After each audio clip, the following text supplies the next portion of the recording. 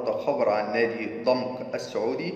نادي دمك السعودي هو نادي رياضي سعودي من محافظة خميس مشيط في الجنوب الغربي من المملكة العربية السعودية.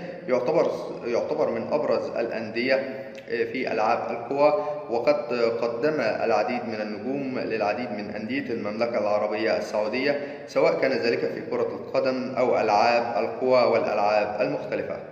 اللقب فارس الجنوب تأسس عام 1972 ميلاديا، موافق 1391 هجريا. الملعب ملعب مدينة الأمير سلطان بن عبد العزيز الرياضية، البلد السعودية، في دوري المحترفين السعودي. أما عن الإدارة فالمالك وزارة الرياضة. أما عن الرئيس خالد مشعط الشهراني. أعزائي المشاهدين، بشكركم على مشاهدتكم لينا، وأتمنى دايما إنكم تتابعونا باستمرار وتشتركوا في القناة وتفعلوا زر الجرس ليوصلكم منا كل جديد وحصري عن أخبار الكرة العالمية والمحلية. والسلام عليكم ورحمة الله وبركاته.